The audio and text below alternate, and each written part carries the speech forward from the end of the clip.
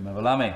Thank you, Mr. Deputy Speaker, and it's an honour to follow the honourable member opposite, and I can't think of a subject that would generate more clicks than talking about digital markets and the CMA.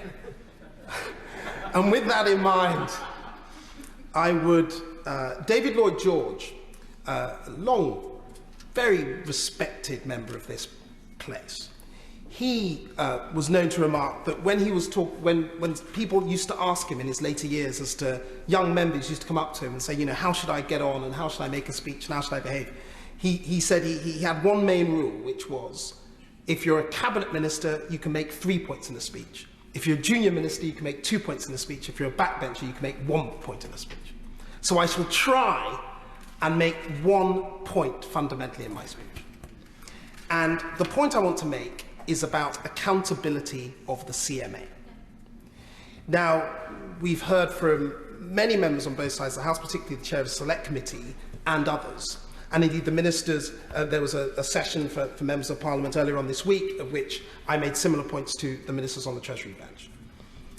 When we give power to an arm's length body, we have to be very careful about the usage of that power in this House, as members of Parliament, and indeed the government, to make sure that those powers are being exercised in the right way as intended by primary legislation and indeed by the policies of the government of the day, in broad strategic terms. This does not mean on a day-by-day, decision-by-decision basis, second-guessing our regulators. If you were to do that, you would actually get the worst of all worlds. Nobody sensible thinks that's a good idea.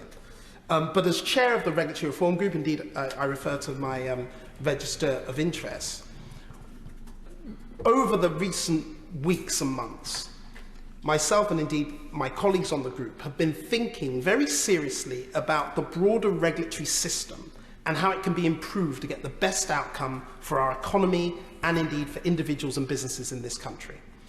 This bill is a good bill.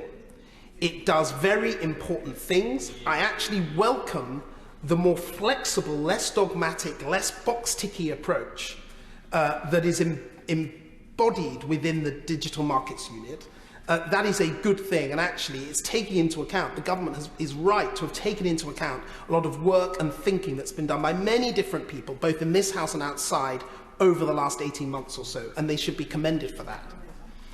But what I am worried about, Mr. Deputy Speaker, is that through giving a lot more power to the CMA, if not checked and if not held to account more by this House and by the government, we could end up in a scenario where inadvertently, the CMA has brilliant people in it who are trying to do their best job for the country.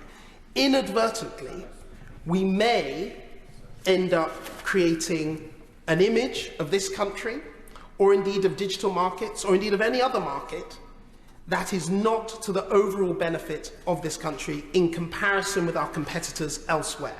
So I think that in the particular, I think of the appeals mechanism.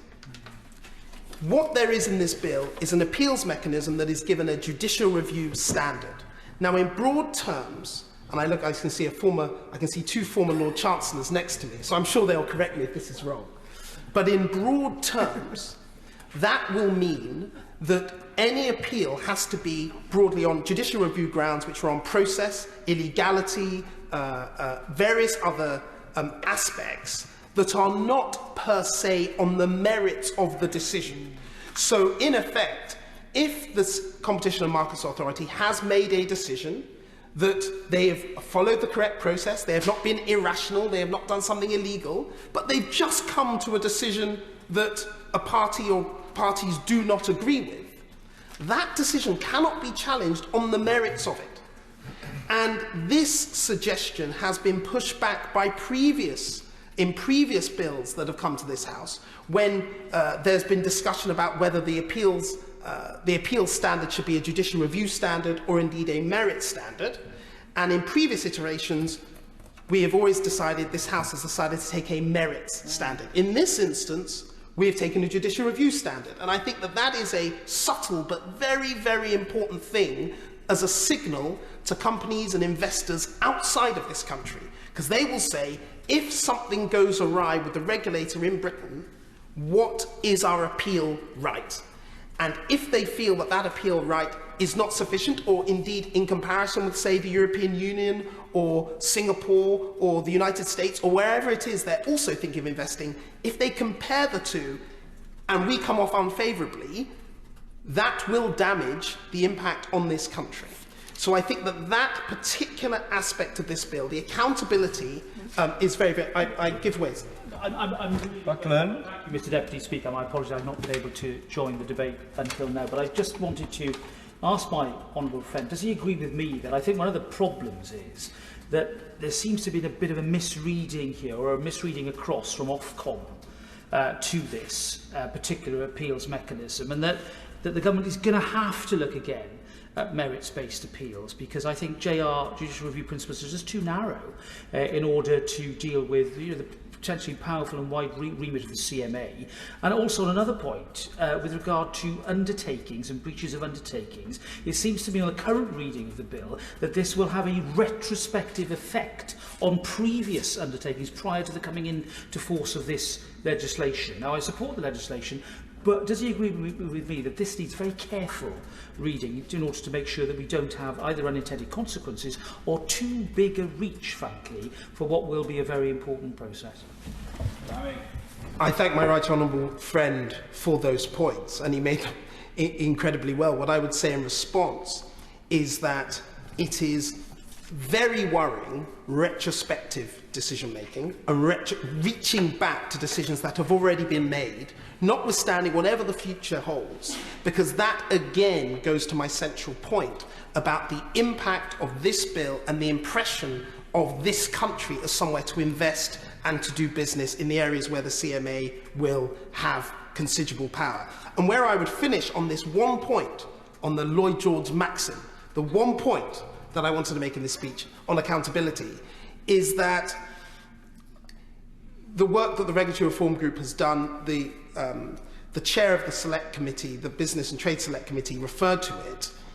One of our key things is to say this Parliament, both houses, need to have an enhanced view of looking at our regulators.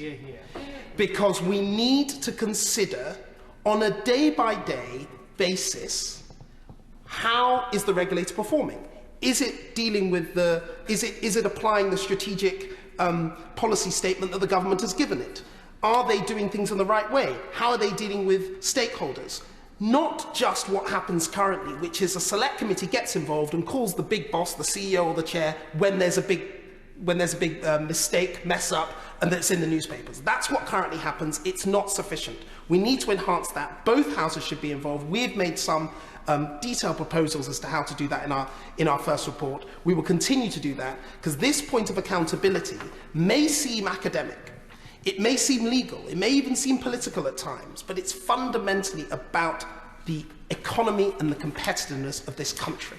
And if we can have greater accountability, our excellent members in our regulators will be enhanced with their authority, because they will know, and business will know, and people will know, and consumers will know that we have a better functioning system than we do today. In that context, with those changes, I strongly support this bill.